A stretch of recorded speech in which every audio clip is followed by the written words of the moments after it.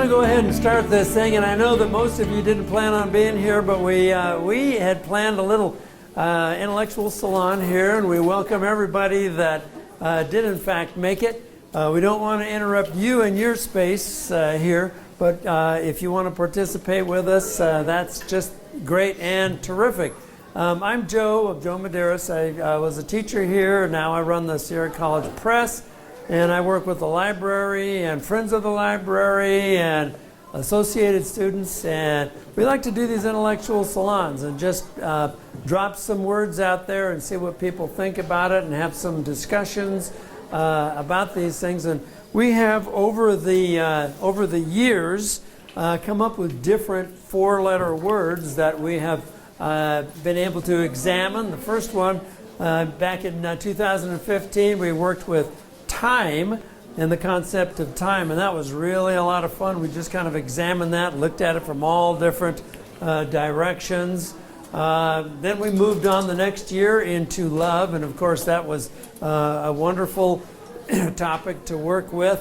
And we do these for both semesters, so we do one a month, and a lot of people work to help us look at, examine, and take these topics in an interdisciplinary fashion.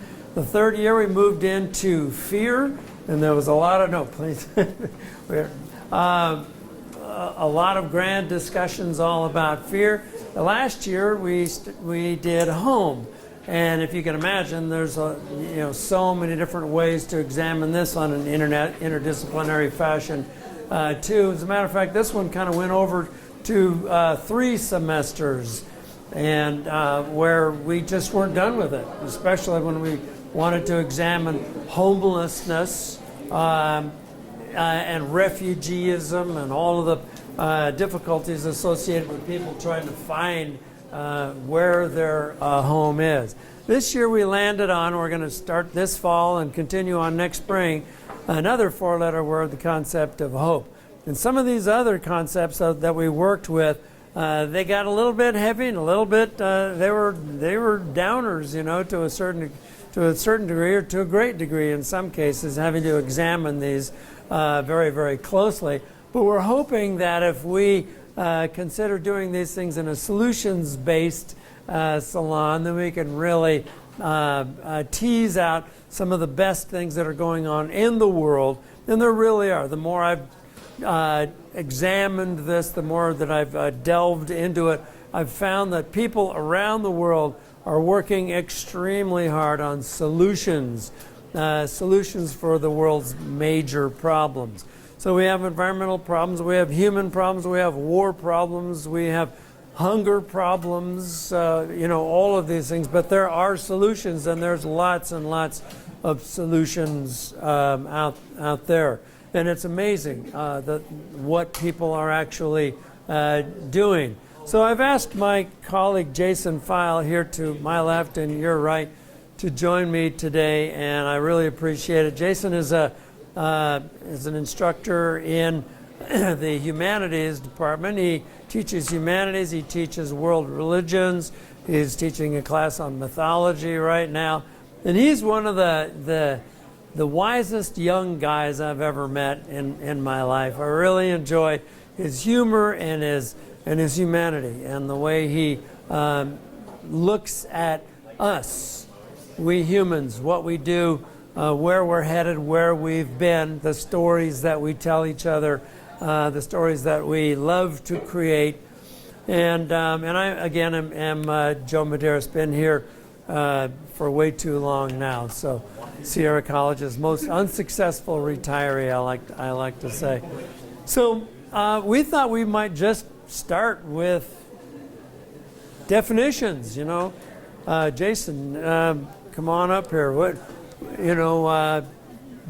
is hope? And I was supposed to make that other word disappear and then pop in later. What is hope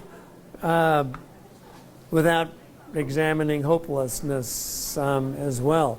I know that you all have hopes, and I know that they're very important. Please, just go anywhere you want. So this is your room. Relax. So anyone want to jump in on this? What is hope? And can you define it without without relating to hopelessness. This is always the hard way to start the ice breaking here. So I was thinking about this, and like usually when we talk about hope, we talk about hope in something. Like I hope that, or I hope for, or I hope, you know. And sometimes those things can be super trivial. Like I hope, I hope the line isn't too long at the coffee counter, or I hope traffic isn't too bad going home, or whatever. Sometimes they can be super trivial things, but it's also. I teach humanities, as Joe mentioned, and so we study and talk about those things that make us all human.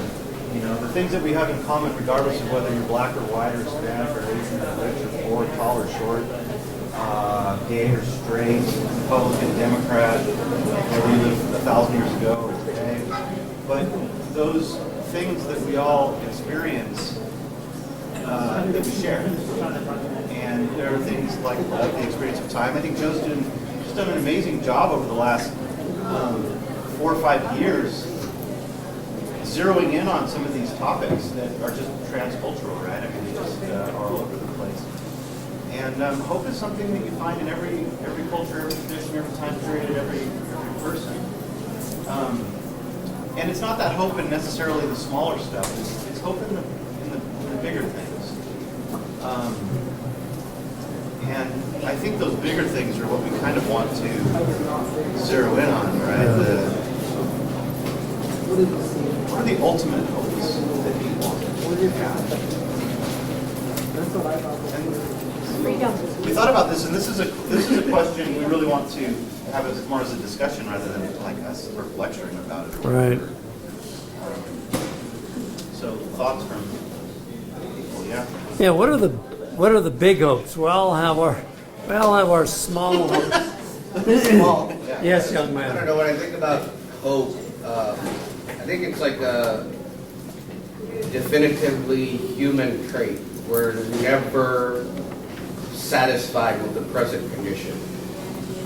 In some cases I see it's something that's very important if you're in a hopelessness situation, but I also see it's something that is very undermining of humans. We're never satisfied. The grass is always greener on the other side until it's not. And then we hope it's greener somewhere else. We look back to where we came from. Yeah. Instead of greener over there. Or take someone else. Yeah, the Tao Te Ching says. Take someone else's grasses. No, the Tao Te Ching makes the same point that, and I love what you said, Ralph, that the grass is always greener. Sometimes we hope for a situation that when we get that situation, it's just not what we hoped it was. So then the question would be, what are we really hoping for then? Some of the things that I've brought forth for us to look at are joyous and joyful, and yeah, I'd like to get beyond the surface hope. I hope I have a good hair day. I hope, I don't have to recover that. But when I first introduced this thought, this idea to Jason, he reminded me, and he sent me directly to a YouTube that Bob Dylan put together on the passing of Woody Guthrie.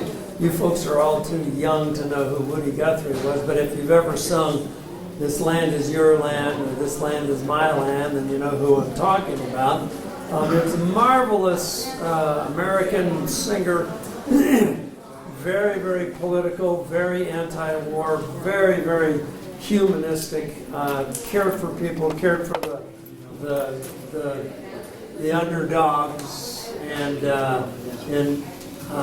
he was just a marvelous, marvelous man who died way too young of Lou Gehrig's disease, ALS. But he was an inspirational to Bob Dylan. Now tell me you know who Bob Dylan was. So,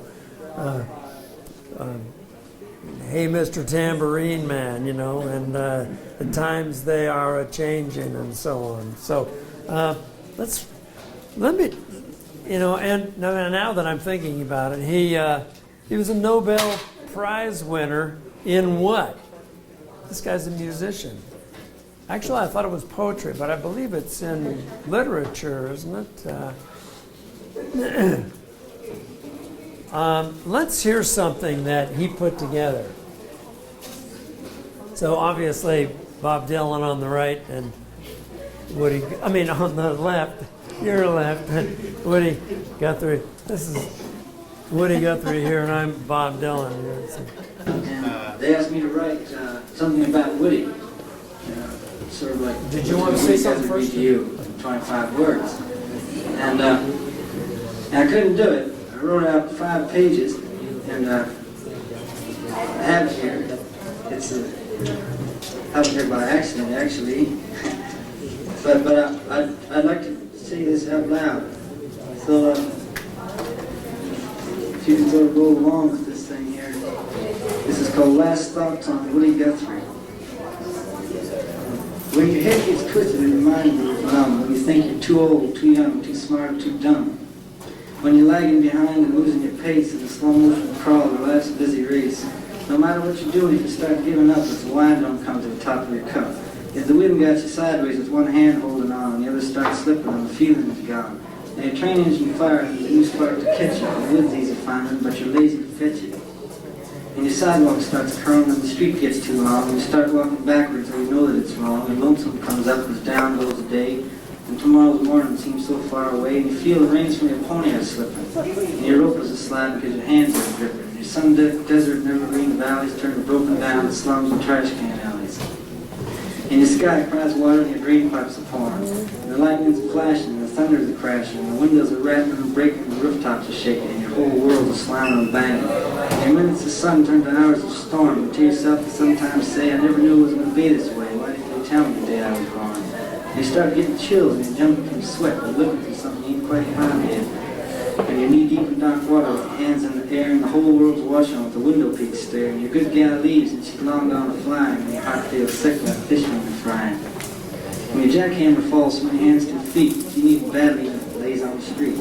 And your bell's banging loudly but you can't hear its beat.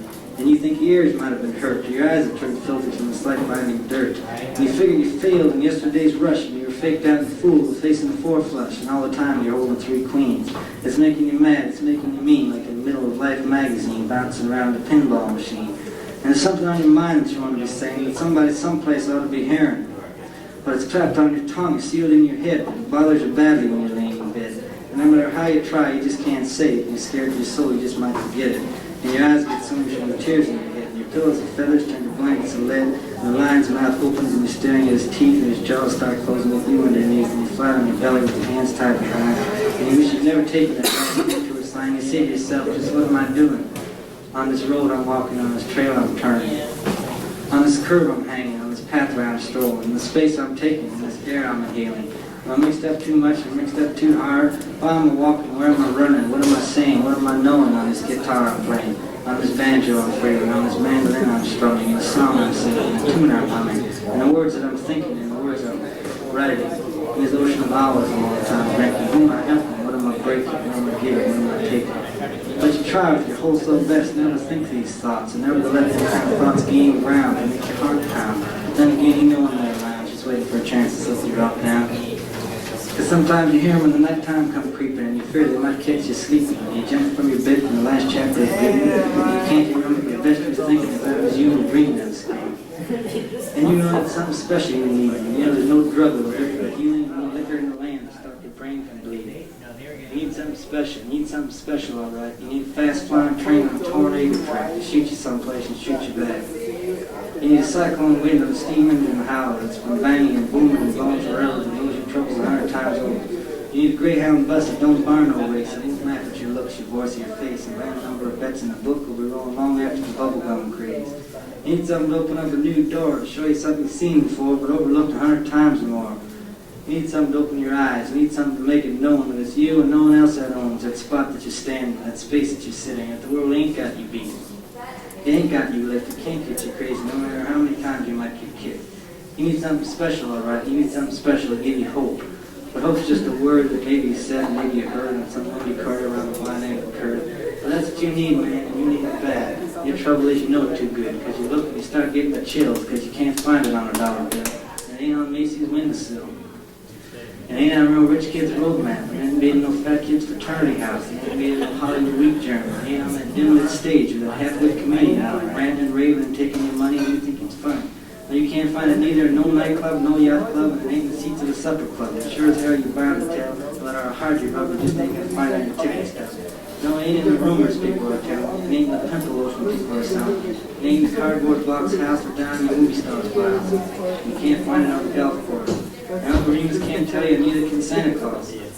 And ain't in the cream puff hairdo or cotton candy clothes. It ain't in the dime store dummies and bubblegum goons. It ain't in the marshmallow noises and the chocolate cake voices that come knocking and tapping and Christmas wrapping. Saying, ain't I pretty, ain't I cute, look at my skin shine, look at my skin glow. Look at my skin laugh, look at my skin cry, when you can't even sense that they got the insides. These people so pretty in their ribbons and bowls.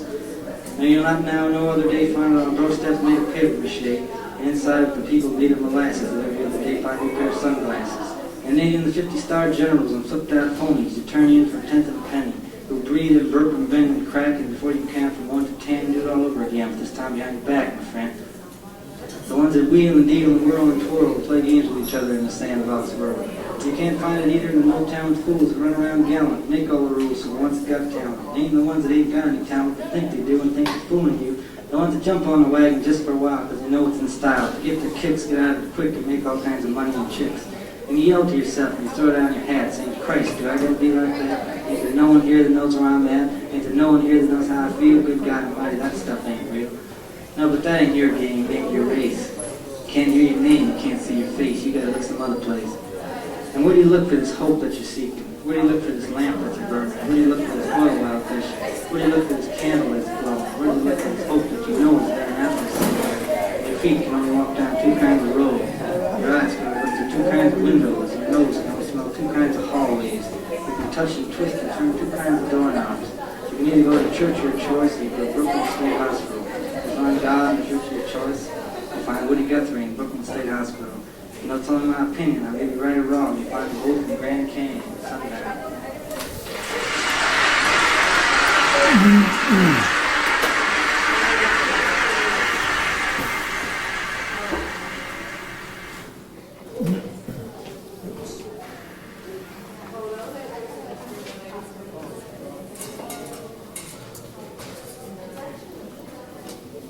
So, never asked Bob Dylan to write a few words about anything, right? So, covered a lot of territory there. But I think he makes some very, very important points about the scale of what we want, the scale of what we hope for, the scale of what we think we need. Please come in. The cafe is open. We're just having a little soiree here.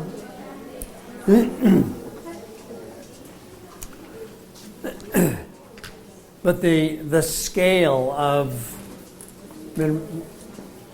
I used to ask my daughters when they would tell me I need to go to the mall, I need to do this, you know. I kept talking about those 4-letter words, you know. Is it need or is it want? You know, I want to go to the mall and I want to have this and I want that. And so I think he's a phenomenal, thoughtful man who puts us in a perspective that I think that we need to consider as a nation as well. Certainly is deserving of a literature prize in poetry, or in literature, Pulitzer Prize in literature. Thoughts? Any ideas? Any contributions? This. What do you hope for?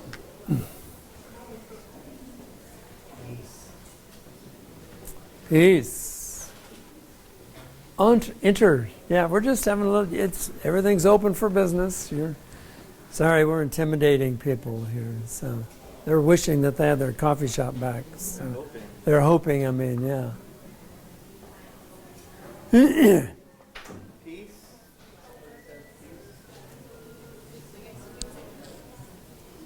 Sorry. Purpose. Is it so? Do you think? What's your name? Sandra? Stephanie. Do you think that hope applies more when you're younger than when you're older, or do you think that there's something that's more common with younger people, or do you think that everybody equally has the same sort of orientation? I'm just kind of curious.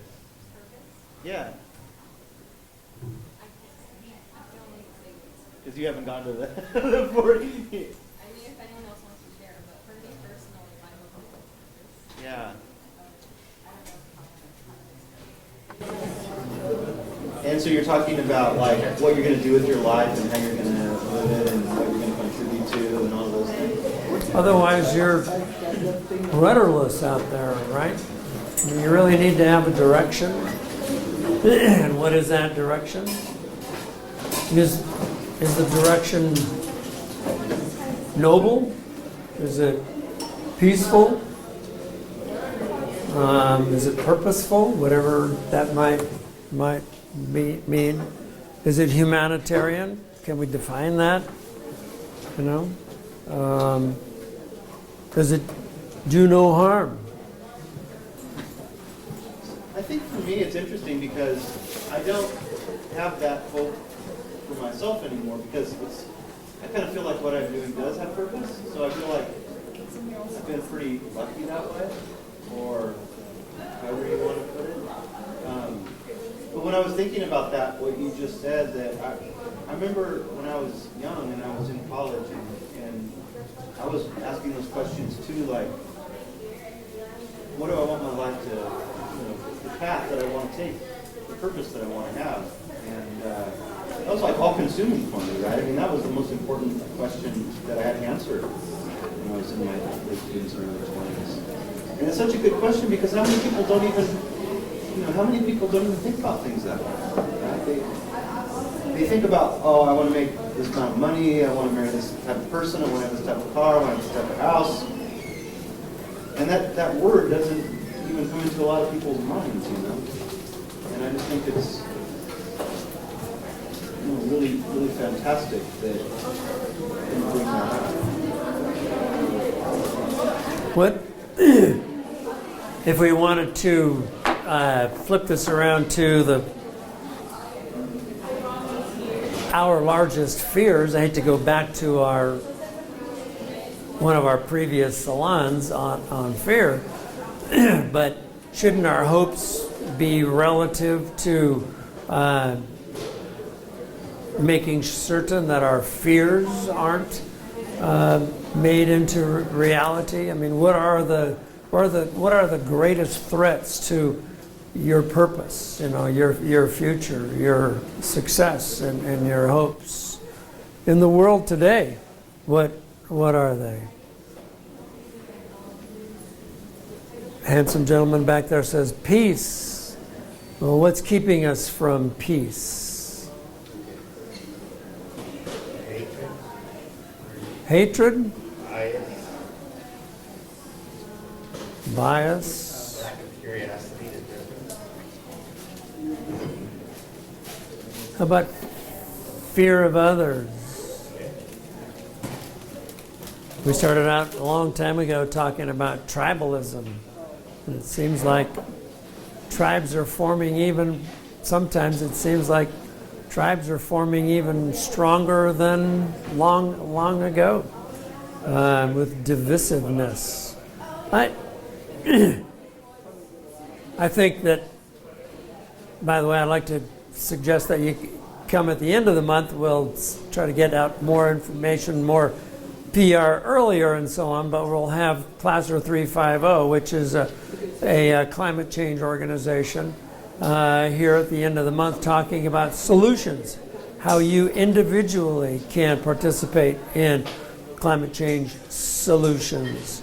And this is what we'd like to focus on. Later on in November, we will have a student group that works here with sustainable chocolate making, the Cello chocolate people on campus. Students that are working with 6 or 7 different countries, growers in 6 or 7 different countries, so that we can still have what we want and still be responsible, still demonstrate social consciousness, still demonstrate sustainability, right? And then I'd like you to come back in December when we do the music of hope. And if you can think about all the different songs that make you feel hopeful, that make you think about hope in the future, you can start with John Lennon's Imagine, or some songs of that nature. But when I started kind of going through TED Talks, I ran into this next one by Suzanne Barakat. And it's a tough one to start with, but the end of it is really very, very appropriate for this salon. How far down do you have to be? How far beaten down do you have to be before you lose hope at all? Or can you be hopeful? I mean, when we think about the people that have lost, family members who have lost their homes, who have nothing left, and they still have hope and the strength that they have and the endurance. And I'd like you to bear with me on this first half of this one because the second half of it is extremely important.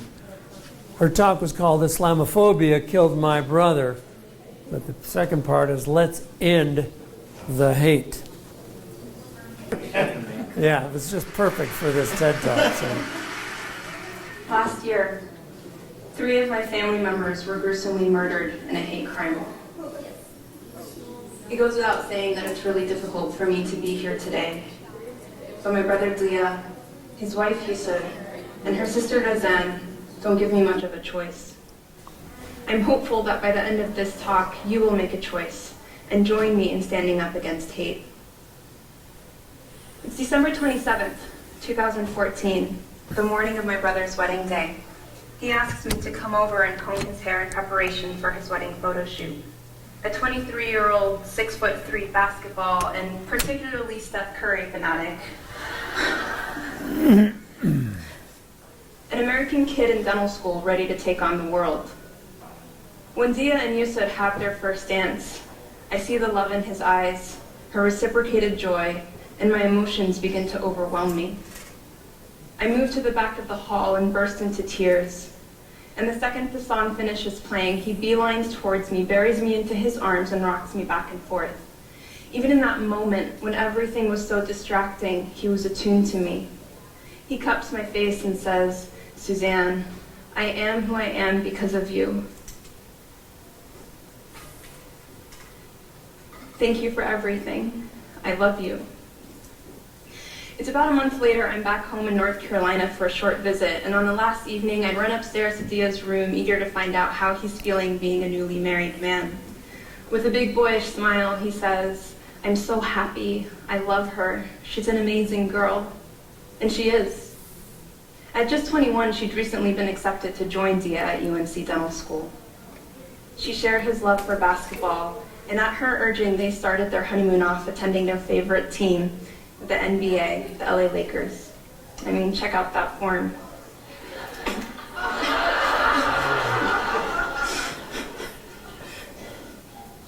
I'll never forget that moment sitting there with him, how free he was in his happiness. My little brother, a basketball-obsessed kid, had become and transformed into an accomplished young man. He was at the top of his dental school class, and alongside Yusuf and Razan was involved in local and international community service projects dedicated to the homeless and refugees, including a dental relief trip they were planning for Syrian refugees in Turkey. Razan, at just 19, used her creativity as an architectural engineering student to serve those around her, making care packages for the local homeless, among other projects. That is who they were. Standing there that night, I take a deep breath and look at Dia and tell him, "I have never been more proud of you than I am in this moment." He pulls me into his tall frame, hugs me goodnight, and I leave the next morning without waking him to go back to San Francisco. That is the last time I ever hug him. 10 days later, I'm on call at San Francisco General Hospital when I receive a barrage of vague text messages expressing condolences. Confused, I call my father, who calmly intones, "There's been a shooting in Dia's neighborhood in Chapel Hill. It's on lockdown, that's all we know." I hang up and quickly Google shooting in Chapel Hill. One hit comes up, quote, 3 people were shot in the back of the head and confirmed dead on the scene. Something in me just knows. I fling out of my chair and faint onto the gritty hospital floor, wailing. I take the first red eye out of San Francisco, numb and disoriented. I walk into my childhood home and faint into my parents' arms, sobbing. I then run up to Dia's room, as I did so many times before, just looking for him, only to find a void that will never be filled. Investigation and autopsy reports eventually reveal the sequence of events. Dia had just gotten off the bus from class. Razan was visiting for dinner, already at home with Yusuf. As they began to eat, they heard a knock on the door. When Dia opened it, their neighbor proceeded to fire multiple shots at him. According to 911 calls, the girls were heard screaming. The man turned towards the kitchen and fired a single shot into Yusuf's hip, immobilizing her. He then approached her from behind, pressed the barrel of his gun against her head, and with a single bullet lacerated her midbrain. He then turned towards Razan, who was screaming for her life in execution style with a single bullet to the back of the head, killed her. On his way out, he shot Dia one last time, a bullet in the mouth, for a total of 8 bullets, 2 lodged in the head, 2 in his chest, and the rest in his extremities. Dia, Yusuf, and Razan were executed in a place that was meant to be safe, their home. For months, this man had been harassing them, knocking on their door, brandishing his gun on a couple of occasions. His Facebook was cluttered with anti-religion posts. Yusuf felt particularly threatened by him.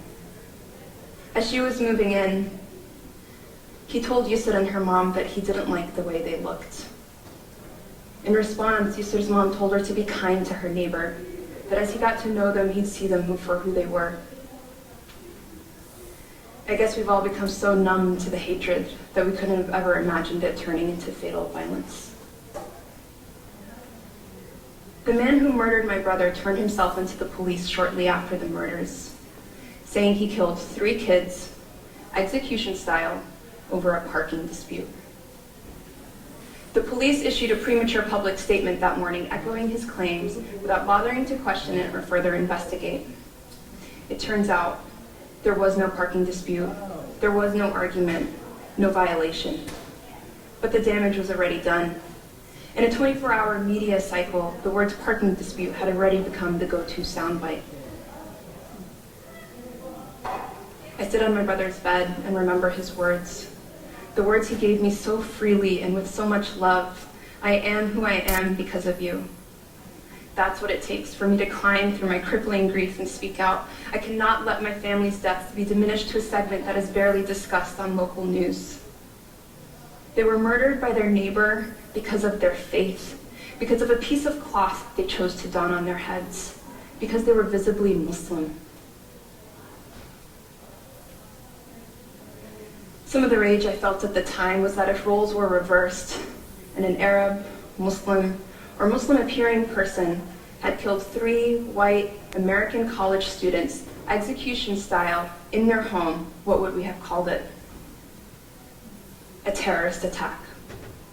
When white men commit acts of violence in the US, they're lone wolves, mentally ill, or driven by a parking dispute. I know that I have to give my family voice, and I do the only thing I know how. I send a Facebook message to everyone I know in media. A couple of hours later, in the midst of a chaotic house overflowing with friends and family, our neighbor Neil comes over, sits down next to my parents, and asks, "What can I do?" Neil had over 2 decades of experience in journalism, but he makes it clear that he's not there in his capacity as a journalist, but as a neighbor who wants to help. I ask him what he thinks we should do given the bombardment of local media interview requests. He offers to set up a press conference at a local community center. Even now, I don't have the words to thank him. "Just tell me when and I'll have all the news channels present," he said. He did for us what we could not do for ourselves in a moment of devastation. I delivered the press statement still wearing scrubs from the previous night. And in under 24 hours from the murders, I'm on CNN being interviewed by Anderson Cooper. The following day, major newspapers, including the New York Times, Chicago Tribune, published stories about Dia, Yusuf, and Mazan, allowing us to reclaim the narrative and call attention to the mainstreaming of anti-Muslim hatred. These days, it feels like Islamophobia is a socially acceptable form of bigotry. We just have to put up with it and smile. The nasty stares, the palpable fear when boarding a plane, the random pat-downs at airports that happen 99% of the time. It doesn't stop there. We have politicians reaping political and financial gains off our backs.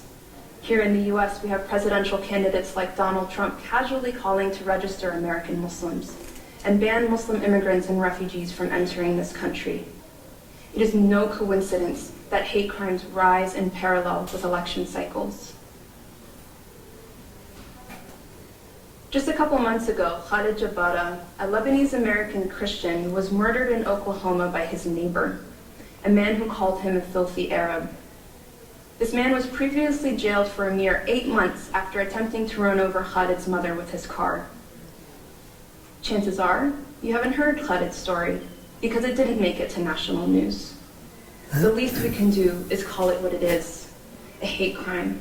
The least we can do is talk about it, because violence and hatred doesn't just happen in a vacuum. Not long after coming back to work, I'm the senior on rounds in the hospital when one of my patients looks over at my colleague, gestures around her face, and says, "San Bernardino," referencing a recent terrorist attack. Here I am, having just lost 3 family members to Islamophobia, having been a vocal advocate within my program on how to deal with such microaggressions, and yet, silence. I was disheartened, humiliated. Days later, rounding on the same patient, she looks at me and says, "Your people are killing people in Los Angeles." I look around expectantly. Again, silence. I realize that yet again, I have to speak up for myself. I sit on her bed and gently ask her, "Have I ever done anything but treat you with respect and kindness? Have I done anything but give you compassionate care?" She looks down and realizes what she said was wrong, and in front of the entire team, she apologizes and says, "I should know better. I'm Mexican American. I receive this kind of treatment all the time." Many of us experience microaggressions on a daily basis. Odds are you may have experienced it, whether for your race, gender, sexuality, or religious beliefs. We've all been in situations where we've witnessed something wrong and didn't speak up. Maybe we weren't equipped with the tools to respond in the moment. Maybe we weren't even aware of our own implicit biases. We can all agree that bigotry is unacceptable, but when we see it, we're silent because it makes us uncomfortable. But stepping right into that discomfort means you are also stepping into the ally zone. There may be over 3 million Muslims in America. That's still just 1% of the total population. Martin Luther King once said, "In the end, we will remember not the words of our enemies, but the silence of our friends." So what made my neighbor Neil's allyship so profound? A couple of things. He was there as a neighbor who cared, but he was also bringing in his professional expertise and resources when the moment called for it. Others have done the same. Larisha Hawkins drew on her platform as the first tenured African-American professor at Wheaton College to wear a hijab in solidarity with Muslim women who face discrimination every day. As a result, she lost her job. Within a month, she joined faculty at the University of Virginia, where she now works on pluralism, race, faith, and culture. Reddit co-founder Alexis Ohanian demonstrated that not all acts of allyship need to be so serious. He stepped up to support a 15-year-old Muslim girl's mission to introduce a hijab emoji. It's a simple gesture, but it has a significant subconscious impact on normalizing and humanizing Muslims, including the community as a part of an us instead of an other. Editor-in-chief of Women's Running magazine just put the first hijabi to ever be on the cover of a U.S. fitness magazine. These are all very different examples of people who drew upon their platforms and resources in academia, tech, and media to actively express their allyship. What resources and expertise do you bring to the table?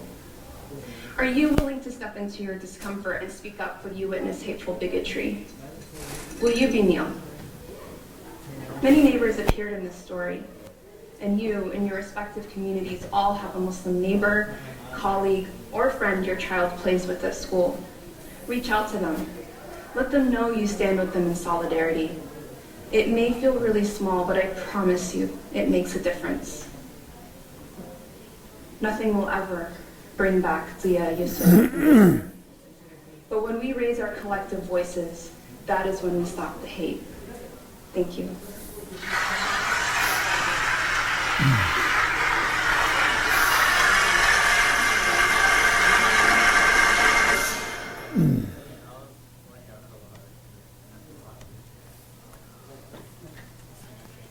Can you imagine being beaten down that far and still having the fortitude and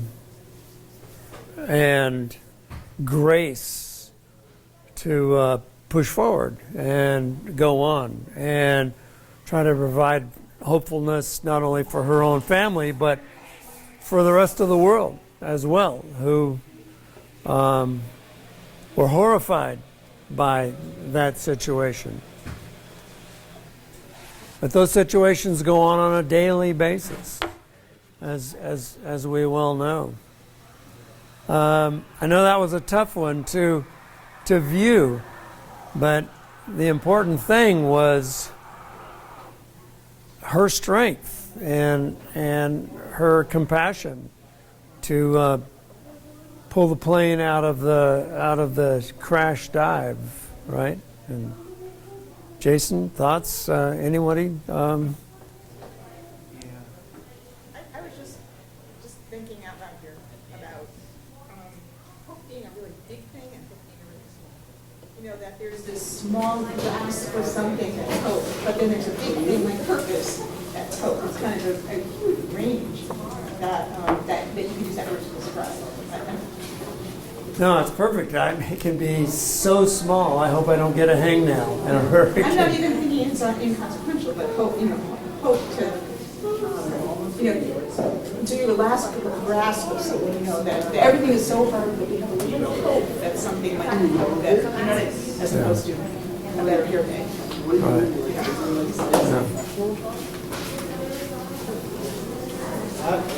That woman gives me hope. Yeah. I mean, as far as the story is, just listening to her tell it is a foundation and so much growth. And I get that a lot from my students, actually, 20-year-olds. That the world that I grew up in is different from the world that they are in now at age 20. And it's better in a lot of ways because there's more diversity, is more of a topic of conversation and discussion and purpose. And we talk about this all the time, and as faculty members and teachers, how can we be inclusive? What are the ways that we're not being inclusive, and how can we try to work on that? And I feel like kids growing up today, that's kind of normal for them, that they value that. And it wasn't normal in my parents' day to value diversity. It wasn't even really all that normal in my day to value diversity. But over and over and over again, I see 18-year-olds, 20-year-olds coming into this world, coming into this country, hoping to make it a better place. More diverse, more inclusive, more fair, more equitable, more generous, more compassionate, more filled with love. And that gives me hope. That gives me a lot of hope. I think the younger generation are schools want change. They don't want our situation that we have now.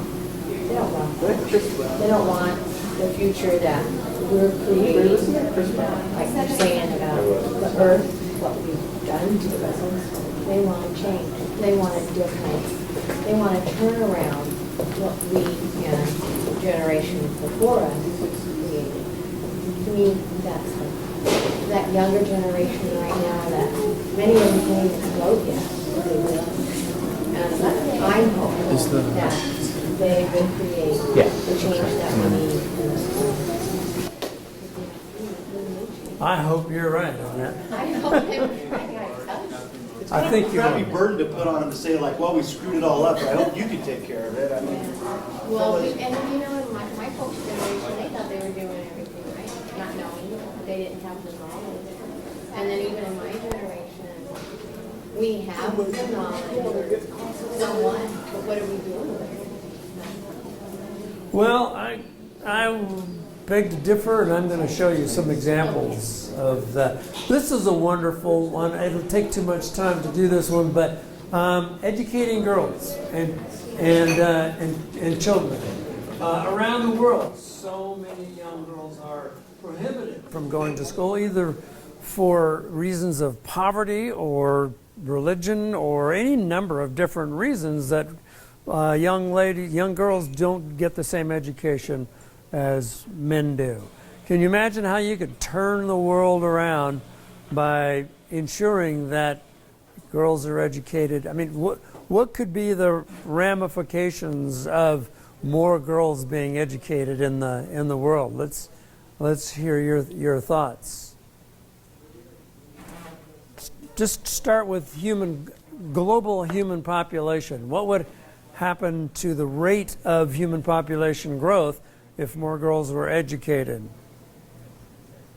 And there's clear evidence that they would have their first child later in life, after they've had some experiences and learned, and they would be better providers for their children. They would normally have fewer children, right? They would be more equitable with their mates.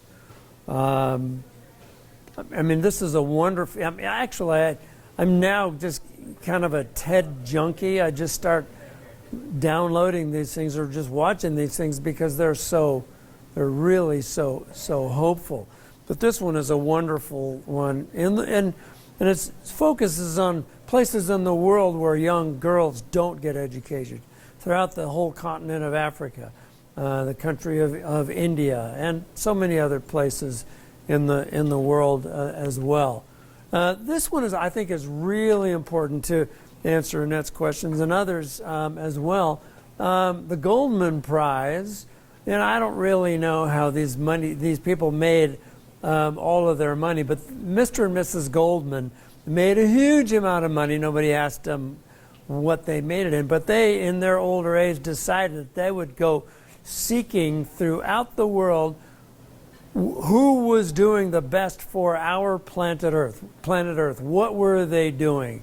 And so this is an environmental prize. This guy from Chile here, I've forgotten his name, is in jail for his efforts, and they're hoping to get him released.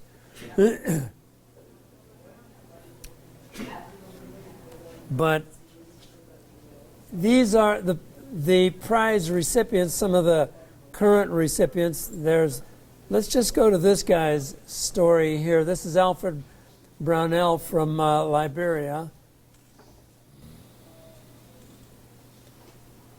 And I think this is the one that I want to play here.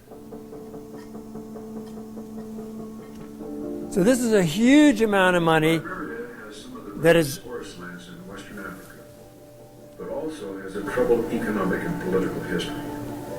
When Ellen Shirley Johnson took office as Africa's first female president 13 years ago, one of her goals was to capitalize on the country's precious forests that had been safeguarded for centuries by the indigenous people in the remote Sino County region of Liberia.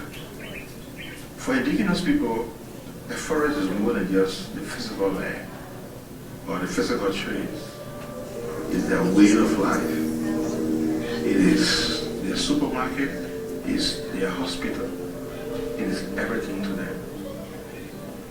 Alfred Brownell, an attorney and law professor, together with his Green Advocates organization, agreed to mitigate the conflict between the native people and golden beryllium, an international palm oil conglomerate. The company had forcefully established palm oil plantations by clearing indigenous people's lands without notice, consent, or compensation. In the process, the company had polluted local water sources, cleared community forests, and destroyed the tribe's sacred sites. If you study the village, you just see the massive oil palm. I was shocked. Centuries of history and culture. The company replaced them with an oil palm operation. They were harassing them. They were intimidating them. They were arresting them. So the first one was to give them hope, to stand up and fight for their forests. Alfred and his team filed a complaint with the Roundtable for Sustainable Palm Oil and documented the numerous ways in which golden beryllium was violating the standards that had been established for sustainable certification. But Alfred was soon faced with a confrontation for which his law studies could never have prepared him. A blockade in the middle of a palm oil plantation was the setting for a hostile band of golden beryllium employees with machetes, threatening Alfred with brutally ending his life. Then the village chief intervened with the attackers. He said, this blood that you want to waste, you can put this blood on this land. So you have to take him to another town, kill him. My daughter driver, let's go. And we fled the area. Alfred's bravery and determination resulted in the Roundtable for Sustainable Palm Oil issuing a stop work order on golden beryllium because of the numerous violations that Green Advocates had listed in their complaint filing.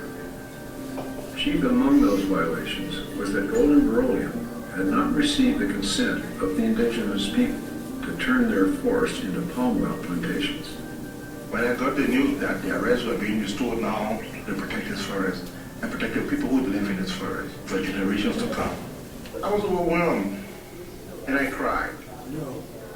After the decision in favor of the native people, Alfred's safety and security were jeopardized, even in his home in Monrovia.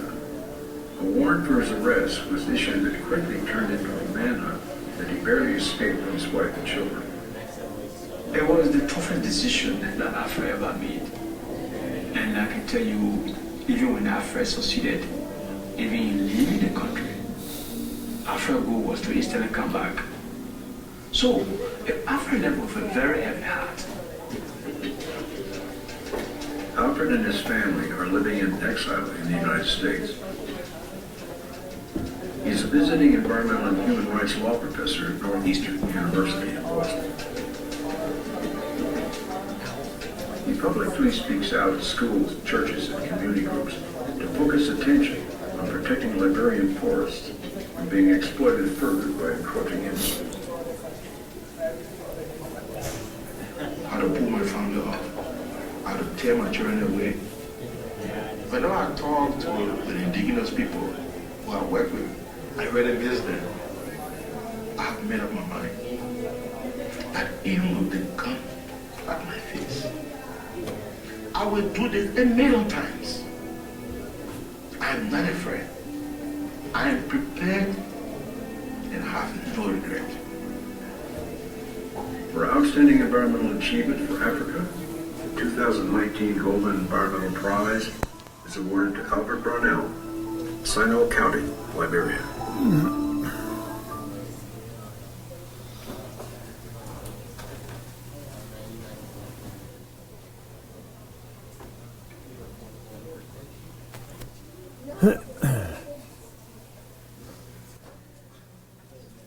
I wanted you to see where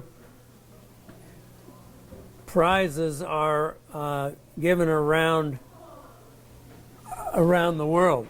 So these environmental prizes are provided to organizations and individuals around the world, and they're usually to an organization that can continue on the incredible work that they do.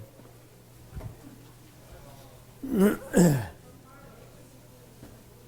I recommend that you go to that site and enjoy reading some or listening to some of the stories and reading some of the stories. How many of you know this little young gal? Seen her on the news lately?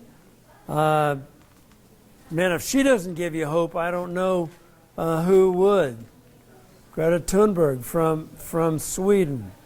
And she's being ridiculed by adults now for her passion.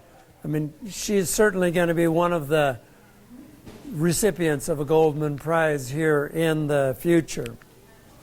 So how many of you know this guy?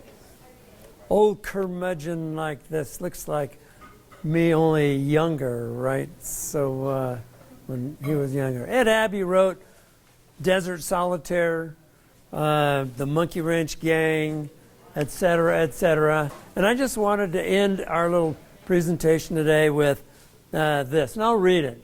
One final paragraph of advice. If you really feel like you're beating your head against the wall and you're not getting anywhere, don't burn yourselves out. Be as I am, a reluctant enthusiast, a part-time crusader, a half-hearted fanatic. Save the other half of yourselves and your lives for pleasure and adventure. It's not enough to fight for the land. It's even more important to enjoy it while you can, while it's still there. So get out there and hunt and fish and mess around with your friends and ramble out and explore the forest, climb the mountains, bag the peaks, run the rivers, breathe deep of that yet sweet and lucid air, sit quietly for a while and contemplate the precious stillness, the lovely, mysterious, and awesome space. Enjoy yourselves. Keep your brain in your head and your head firmly attached to the body active and alive. And I promise you this much. I promise you this one sweet victory over our enemies, over those desk-bound men and women with their hearts in a safe deposit box and their eyes hypnotized by desk calculators. I promise you this. You will outlive the bastards. So, I mean, I think this is extremely important that you stay connected to the cause, to the purpose, to the dream and the hope. And as the Islamic woman was saying, you have to engage with people. You have to talk about it. I mean, discussions like this are always acceptable at our home table. We talk about these things that are difficult, and we get them out on the table. There's nothing sacred. You don't avoid discussions about anything because it's all important. This is the only place we know of as home, and now there are 7.5 billion of us. Never before have we been so populous, and never have we conducted such a dangerous experiment with our one and only home. So it's critically important that we have hope, that we continue to do the hard work, that we continue to discuss what we need as a human population, and to do the work, but to not forget to get out there and love and enjoy that which we want our children and our children's children to enjoy as well. Everything from the cleanest water and the sweetest beaches to the love of family and the freedom to believe as you wish. Jason, do you have any other thoughts, or anyone that you might want to add? I'm curious to hear other people's thoughts. Yeah. Keep hopeful, right? What think you? You agree with me? I'm running for president, right? So You're not old enough to run for president. that's right. Thank you very much for coming. I hope you have a wonderful semester. And come and hear the solutions to climate change into the month on October the 23rd. Thank you so much for